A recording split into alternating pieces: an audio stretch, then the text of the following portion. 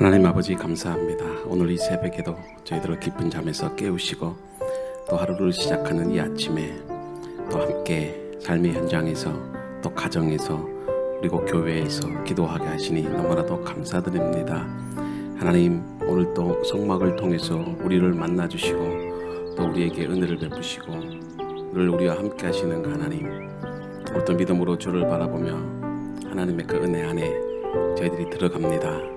하나님, 오늘 또 우리를 만나주시고 또 우리에게 또 위로와 소망을 주시며 또 진정한 삶의 기쁨이 넘칠 수 있도록 인도하여 주시옵소서. 오직 그리스도 예수의 피가 또 우리를 정결케 하는 것입니다. 오늘도 그런 믿음을 갖고 나아가는 저희들의 신앙과 삶이 되도록 인도하여 주시옵소서. 예수님의 이름으로 기도드립니다. 아멘. 출애굽기 27장 1절에서 21절 말씀 우리 함께 봉독하도록 하겠습니다. 출애굽기 27장. 너는 조각목으로 길이가 5규빗, 너비가 5규빗의 제단을 만들되 네모 반듯하게 하며 높이는 3규빗으로 하고 그 네 모퉁이 위에 뿔을 만들되 그 뿔이 그것에 이어지게 하고 그 제단을 노수로 싸고 재를 담는 통과 부삽과 대야와 고기 갈고리와 불 옮기는 그릇을 만들되 제단의 그릇을 다 노수로 만들지며 제단을 위하여 노수로 그물을 만들고 그 위 네 모퉁이에 놋고리 넷을 만들고 그물은 제단 주위 가장자리 아래 곧 제단 절반에 오르게 할지며 또 그 제단을 위하여 채를 만들되 조각목으로 만들고 노수로 쌀지며 제단 양쪽 고리에 그 채를 꿰어 제단을 매게 할지며 제단은 널판으로 속이 비게 만들되 산에서 내게 보인 대로 그들이 만들게 하라. 너는 성막에 뜰을 만들지니 남쪽을 향하여 뜰 남쪽에 너비가 100규빗의 세마포 휘장을 쳐서 그 한쪽을 당하게 할지니 그 기둥이 스물이며 그 받침 스물은 노수로 하고 그 기둥의 갈고리와 가름대는 은으로 할지며 그 북쪽에도 너비가 100규빗의 포장을 치되 그 기둥이 스물이며 그 기둥의 받침 스물은 노수로 하고 그 기둥의 갈고리와 가름대는 은으로 할지며 뜰의 옆 곧 서쪽에 너비 50규빗의 포장을 치되 그 기둥이 열이요 받침이 열이며 동쪽을 향하여 뜰 동쪽의 너비도 50규빗이 될지며 문 이쪽을 위하여 포장이 15규빗이며 그 기둥이 셋이요 받침이 셋이요 문 저쪽을 위하여도 포장이 15규빗이며 그 기둥이 셋이요 받침이 셋이며 뜰 문을 위하여는 청색, 자색, 홍색 실과 가늘게 꼰 배실로 수놓아 짠 20규빗의 휘장이 있게 할지니 그 기둥이 넷이요 받침이 넷이며 뜰 주위 모든 기둥의 가름대와 갈고리는 은이요 그 받침은 노시며 뜰의 길이는 100규빗이요 너비는 50규빗이요 세마포 휘장의 높이는 5규빗이요 그 받침은 노시며 성막에서 쓰는 모든 기구와 그 말뚝과 뜰의 포장 말뚝을 다 노수로 할지니라. 너는 또 이스라엘 자손에게 명령하여 감나무로 짠 순수한 기름을 등불을 위하여 4개로 가져오게 하고 끊이지 않게 등불을 켜되 아론과 그의 아들들로 회막 안 증거궤 앞 휘장 밖에서 저녁부터 아침까지 항상 여호와 앞에 그 등불을 보살피게 하라. 이는 이스라엘 자손이 대대로 지킬 규례이니라. 아멘. 새벽에 방송 시스템의 또 에러로 인해서 실시간으로 송출되지 못했습니다. 그래서 다시 이렇게 녹화를 하고 있는데요. 우리가 또 이렇게 하나님의 그 말씀으로 또 은혜 안에서 또 하루를 우리가 살아갈 수 있도록 여러분들 같이 기도해 주시고 또 이런 에러가 없도록 또 여러분들이 계속해서 중보해 주실 수 있기를 바랍니다. 25장과 26장은 성막이라고 불리는 그 공간 가운데서도 가장 중요한 기능을 담당할 그 지성소와 성소, 즉 이 회막과 그 안에 두는 기구들을 만드는데 필요한 지침들에 대해서 우리가 중점적으로 말씀을 들었습니다. 이어서 오늘 본문 말씀 27장은 지성소와 성소 밖에 있는 그 공간에 놓는 그 제단을 제작하는 방식과 그곳을 뜰이라고 하는데요. 그 뜰의 기능을 소개하고 있습니다.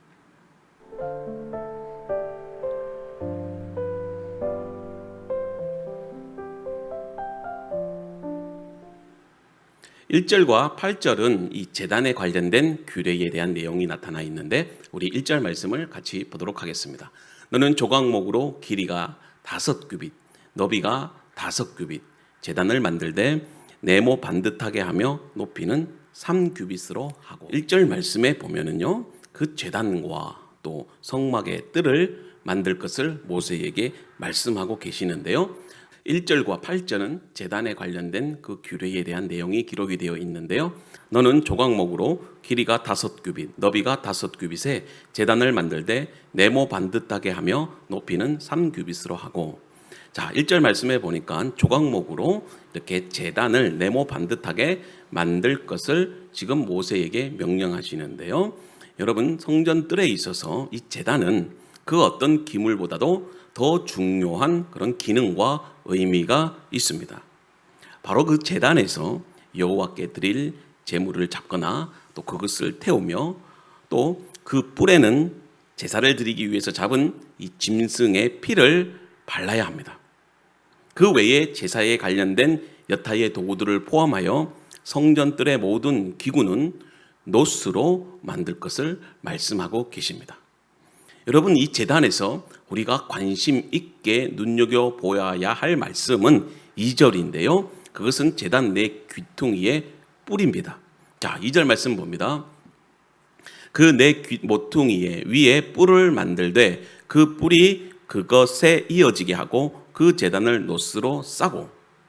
자, 이 제단의 이 내 모퉁이의 뿔은 여러분 속죄와 관련이 있습니다. 제사장은 이 제사장을 위한 속죄제를 드려야 되는데 또 족장도 이 족장을 위한 속죄제를 드려야 되는데 각각 숫송아지와 또 순염소의 피를 그 제단의 뿔에 바름으로 그렇게 속죄가 됩니다. 이 제단 뿔에 제사를 드릴 제물의 피를 뿔에 바른다는 것은 구원의 능력을 상징합니다. 그것이 출애굽기 27장 2절에 나타나 있죠. 오늘 읽은 본문의 말씀입니다. 그리고 이 제단 뿔을 잡는다는 것은 용서와 보호를 요청하는 행위고 또 제단 뿔을 잡을 경우 생명을 보호받을 수 있게 하셨습니다. 여러분, 열왕기상 1장에 보면은 이 반역을 하였던 아도니아가 위험에 처했을 때 이 성막의 제단의 뿔을 잡고 솔로몬에게 살려달라고 애원하는 그 장면이 나옵니다. 그때 솔로몬은 그에게 은혜를 베푸지요.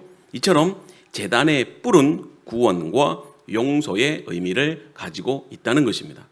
그러나 제단 뿔을 잡는다고 해서 죄를 지은 모든 사람이 무조건 다 용서받는 것은 아닙니다. 고의적으로 살인한 사람은 제단의 뿔을 잡더라도 죽임을 당합니다.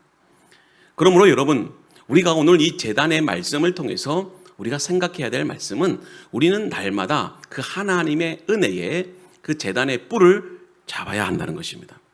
상징적으로 말하면 이 번제단에서 예수 그리스도께서 죽으신 것입니다.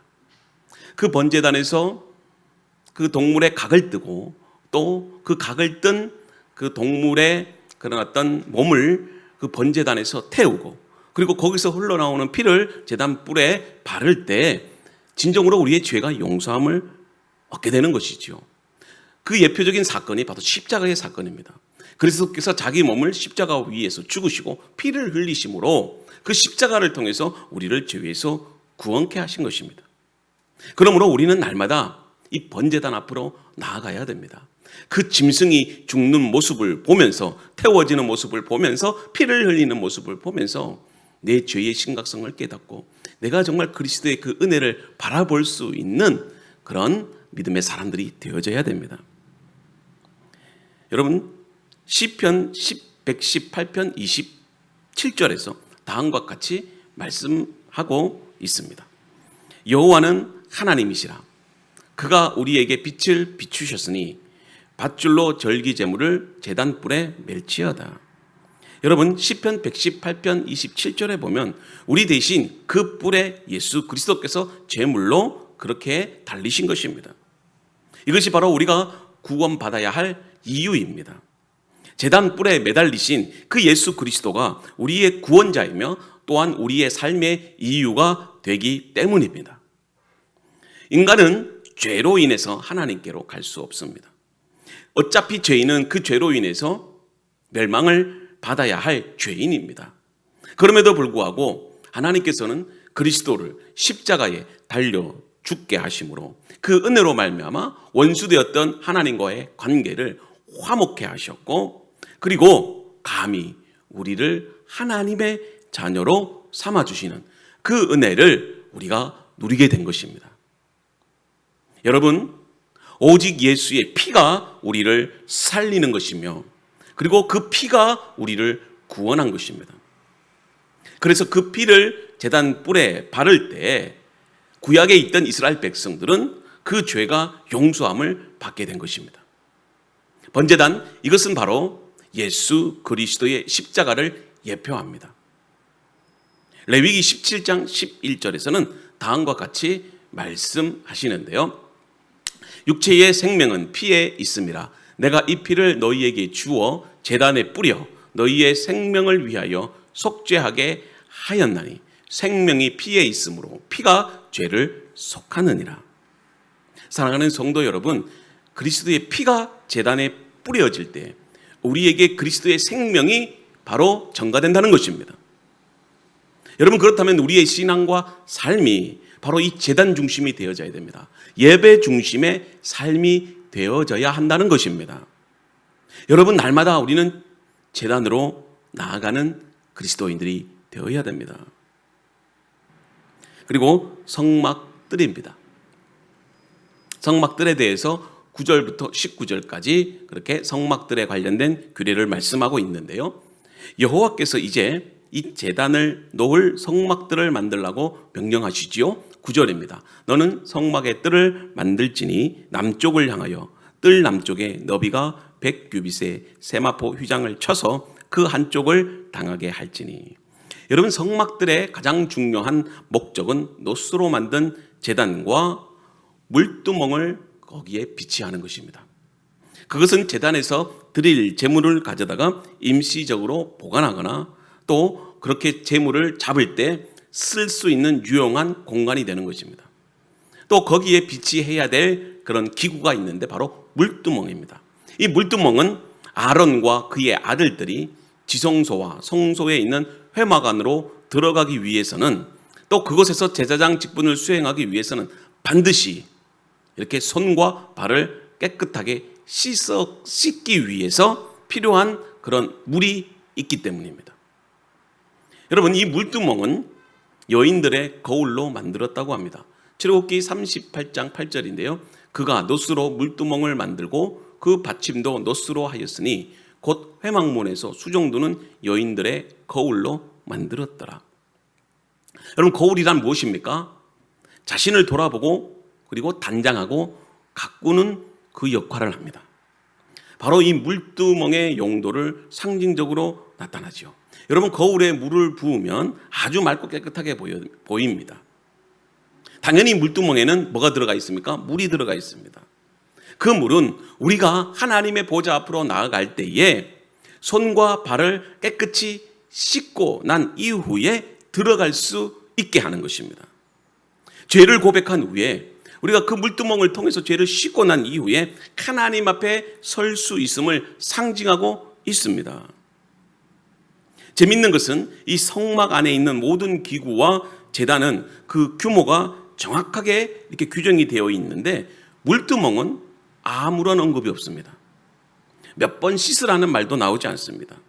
여러분, 이것은 많은 것을 의미하는데 죄는 한 번 씻음으로 되는 것이 아니라는 것입니다. 우리는 삶 가운데 다양하게 많은 죄를 짓고 삽니다. 구원파가 말한 것처럼 한 번 죄를 짓고 마는 것이 아닙니다. 한 번 죄 용서를 받고 끝나는 것이 아니라는 것입니다. 우리의 원죄는 예수 그리스도의 십자가의 피로 다 용서받았지만, 그러나 우리가 살면서 지은, 하나님 앞에서 지은 죄는 날마다 그리고 다양하고 또 많이 짓게 됩니다. 그러므로 우리는 주의 성전에 나아가 그리스도의 십자가 앞에 나아가 날마다 그 물두멍을 통해서 우리의 손과 발을 씻어야 된다는 것이죠. 자신의 죄에 따라 자신의 고백의 내용이 달라지게 되지 않습니까? 제사장은 반드시 성소에 들어가기 전에 손과 발을 씻어야 됩니다.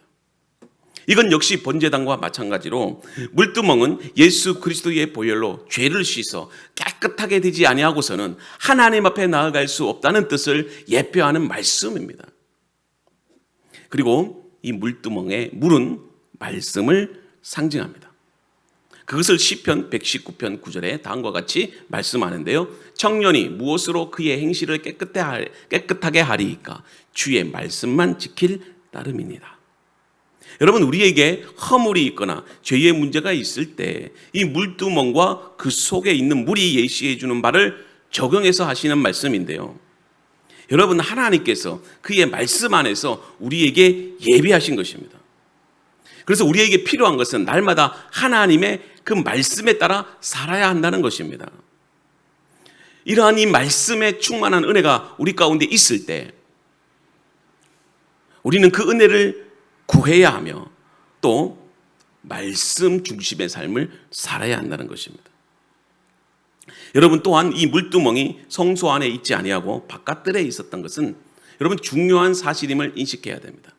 성소에 들어가려면 반드시 물두멍에서 손과 발을 씻어야 여러분 죽음을 면할 수 있습니다. 마찬가지입니다. 물두멍에서 여러분 씻지 아니한 채로 우리는 하나님께로 나아갈 수 없다는 것입니다. 바깥들에서 우리의 죄를 고백하고 먼저 씻는 일을 우리가 해야 한다는 것이죠. 따라서 성도들은 하나님의 말씀 가운데서 자신을 돌아보고 그 말씀 속에서 온전한 믿음으로 하나님의 은혜의 보좌로 나아가야 한다는 것입니다. 오늘도 여러분 하나님 말씀 의지해서 그 말씀을 순종하며 살아가실 수 있기를 바랍니다. 20절과 21절은 등불에 관련된 규례입니다. 너는 또 이스라엘 자손에게 명하여 감나무로 짠 순수한 기름 등불을 위하여 내게로 가져오게 하고 끊이지 않게 등불을 켜되 아론과 그의 아들들로 회막안 증거 앞 회장 밖에서 저녁부터 아침까지 항상 여호와 앞에 그 등불을 보살피게 하라. 이는 이스라엘 자손이 대대로 지킬 규례이니라. 여기서 여러분 등불은 회막안을 비추는 그 등불을 말합니다. 먼저 하나님께서 모세에게 이 등잔대에 등불을 켤 수 있는 그 기름을 가져오게 하고 그리고 성소 안에 비출 그 등불은 항상 여호와 앞에서 꺼지지 않도록 해야 한다고 주의하는 말씀을 주시고 계십니다. 여러분, 등불은 항상 성소 안을 비추는 용도로 사용되어집니다. 등불은 빛을 발하고 어둠을 밝힙니다. 거룩한 성소와 지성소는 늘 밝은 빛으로 하나님의 영광을 드러내야 된다는 것입니다. 여러분, 빛이 있기 때문에 우리가 어둠 속에서도 사물을 분명하게 인지하고 그리고 모호함을 제거합니다. 또 빛은 우리가 올바른 길로 갈 수 있도록 우리를 진리의 길로 인도합니다. 그래서 빛 대신 그리스도께서 우리를 진리 가운데 인도하신다는 것입니다. 성경에서는 이러한 빛의 특징으로 하나님의 말씀을 상징하고 또 진리 대신 예수 그리스도를 그렇게 상징하고 있습니다. 여러분, 그렇다면 이 빛을 비추기 위해서 필요한 것이 무엇일까요? 바로 순수한 기름입니다. 여기서 중요한 것은 순수한 기름인데 당시 이 광야라고 하는 상황에서 깨끗한 기름을 준비하는 것 쉽지 않습니다. 그러나 여러분, 작은 것 하나라도 정결하고 깨끗함을 원하시는 그 하나님의 마음이 지금 엿보이고 있습니다. 여러분, 등불은 아주 작은, 화려하지 않습니다. 작은 등불이죠. 마찬가지예요. 하나님은 우리의 외모가 아닌, 우리의 그런 어떤 상황과 환경이 아닌 여러분들의 마음의 중심을 보신다는 것입니다. 비록 우리는 등불처럼 보잘것없는 그런 작은 존재이지만 하나님께서 그 등불을 통해서 그 영광스러운 하나님의 그 회막안을 비추게 하신다는 것입니다. 우리의 삶과 예배도 그러해야 됩니다. 보잘것없고 작고 무능력하지만 그러나 우리는 순수하고 깨끗한 기름만 준비되어 있으면 됩니다. 마치 슬기로운 다섯 처녀가 신랑을 만나기 위해서 등불을 준비했던 것처럼, 기름을 준비했던 것처럼, 여러분, 화려한 거 중요치 않습니다. 무슨 수천만 원, 수억이나 되는 그런 어떤 등불, 그것이 중요치 않습니다. 정말 우리가 깨끗하고 순결한, 정말 하나님 앞에서 거짓 없는 믿음, 그 믿음을 가지고 있을 때 우리는 이 세상을 밝히 비출 수 있는 것입니다. 내면의 깨끗함과 아름다움, 그리고 정직한 사람, 이것이 바로 예배자의 모습이며 빛의 역할을 감당하는 그리스도인의 자세입니다. 오늘 이 본문의 제단, 성막들, 그리고 등불과 기름은 우리의 신앙의 자세와 태도를 다시 한번 일깨워 줍니다. 우리는 항상 예배 중심의 삶이 되어야 됩니다. 우리는 날마다 번제단으로 나아가야 하고 그곳에서 죄를 씻고 물두멍으로 상징되는 하나님의 그 말씀을 의지해서 우리를 깨끗해 하는 물과 같은 그런 날마다 정결한 삶, 그리고 말씀 중심의 삶을 살아야 됩니다. 오늘 하루도 여러분 하나님의 말씀을 묵상하고 순종하는 삶을 살아가실 수 있기를 바랍니다. 하나님은 여러분들을 빛으로 부르셨습니다. 이제 그 빛을 비추어야 됩니다. 그러기 위해서 그리스도께서 내 안에 있어야 됩니다. 나는 빛을 발하지 못합니다. 그러나 빛 대신 그리스도께서 내 안에 함께 하시기 때문에 내가 빛을 발할 수 있는 것입니다. 빛을 비추기 위해서 필요한 건 무엇이라고요? 순수한 기름입니다. 오늘 또 말씀과 기도, 성령 충만을 통해서 어두운 가운데 있는 자들에게 생명의 빛을 비추는 저와 여러분들이 되실 수 있기를 주님의 이름으로 축복합니다. 하나님 아버지 감사합니다. 오늘 또 제단 뜰, 울타리, 또 등불을 통해서 우리에게 말씀해 주시는 그 교훈의 말씀을 마음에 새깁니다. 하나님, 우리가 번제단을 바라보면서 내가 죽어야 되는데, 내가 태워져야 되는데, 내가 피를 흘려야 되는데, 그러나 하나님께 드릴 그 하나님 짐승의 하나님 제물을 주님께 드림으로, 그리고 각을 뜨고 그 번제단 위에 태워짐으로 그 피를 통해서 하나님 내 뿔에 피를 바름으로써 하나님 우리가 죄가 용서가 되는 것입니다.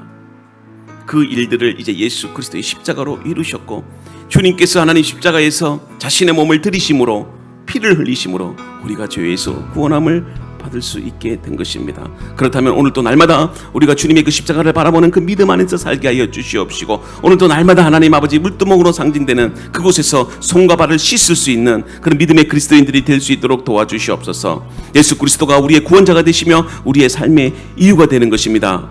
하나님, 육체의 생명은 피에 있습니다. 내가 이 피를 너희에게 주어 제단에 뿌려 너희의 생명을 위하여 속죄하게 하였나니 생명이 피에 있으므로 피가 죄를 속하느니라. 오늘도 하나님 아버지 그리스도의 피가 하나님 아버지 이 나라와 민족 가운데 흘러넘치게 하시고, 또 하나님 이 제단 위에 흘러넘치게 하시고, 우리 믿음의 삶의 가정과 또 하나님 아버지 우리의 그런 모든 것 가운데 함께하여 주실 줄로 믿습니다.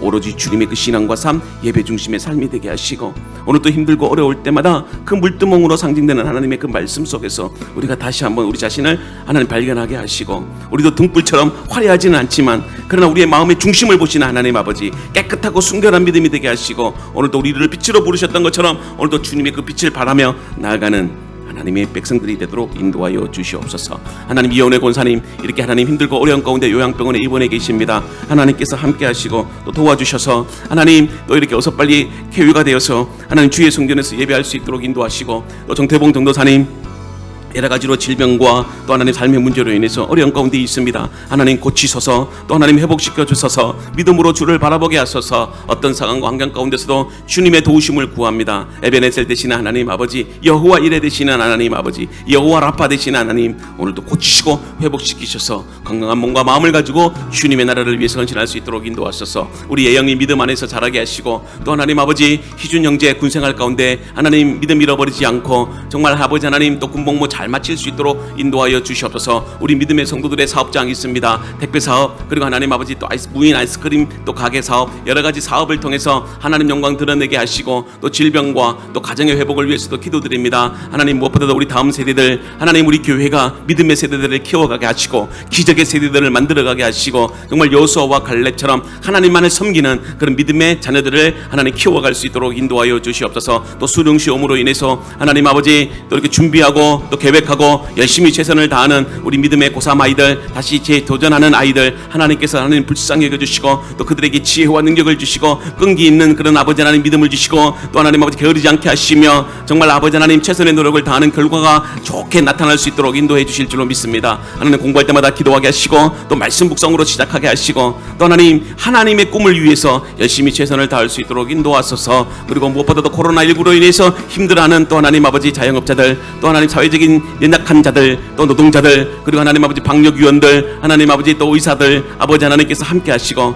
이제 하나님 코로나가 또 일상으로 하나님 돌아올 수 있도록 이제 집단 면역이 이루어져서 정말 어서 빨리 우리가 마음껏 예배하고 기도하며 하나님께 영광 돌릴 수 있도록 인도하여 주시옵소서. 우리 믿음의 성도들 오늘 하루 삶을 살아갈 때마다 하나님 함께 해 주시옵소서. 또 염선미 권사님, 또 사랑하는 믿음의 또 하나님 딸, 또 희진 자매, 이렇게 토요일 날 또 행복한 가정을 이루게 됩니다. 하나님 결혼식 준비 잘 될 수 있도록 도와주시고 행복한 가정, 믿음의 가정, 또 하나님 아버지 무엇보다도 결혼은 하나님의 뜻은 거룩함입니다. 하나님 행복해지기 위해서 결혼하는 것이 아니라 그 가정을 통해서 하나님의 영광을 드러내고 거룩해지기 위한 것입니다. 하나님 아버지 우리 희진 자매 행복한 가정을 통해서 정말 거룩함에 이룰 수 있도록 도와주시옵시고 그것을 통해서 진정한 한 예수 믿는 복된 가정으로 삼아 주시옵소서. 또 은선 자매도 하나님께서 함께 하시고 또 이렇게 병원 진료 이후에 또 이렇게 큰 수술을 앞두고 있습니다. 그런 하나님 아버지 감사한 것은 또 병의 원인을 찾게 하시고 또 하나님 아버지 또 이렇게 수술함으로 고칠 수 있다는 소식을 듣게 되었습니다. 우리 염고사님 또 하나님 아버지 마음에 염려하고 두려워하지 않도록 도와주시고 또 은선 자매도 하나님 믿음으로 또 살아가며 기도할 때에 하나님께서 고치시고 만지시고 회복시켜 주셔서 정말 주님 안에서 모든 근심 걱정 다 내려놓고 주님만 찬양할 수 있는 삶이 되게 하소서. 하나님 오늘 하루도 이렇게 주님 안에서 수요 예배 있습니다. 은혜로운 예배가 되게 하시고 우리 믿음의 성도들의 삶 하나님께서 지키시고 또 인도해 주셔서 주의 영광 가운데 나가는 삶이 되게 하여 주시옵소서. 예수님의 이름으로 감사하며 기도합니다. 아멘. 여러분들 자유롭게 기도하시고 또 여러분들 삶에 어려운 문제가 있다면 함께 중보하며 기도합시다. 어떤 상황에서도 포기하지 말고 하나님의 말씀 붙잡고 살아가는 저와 여러분들이 되실 수 있기를 바랍니다.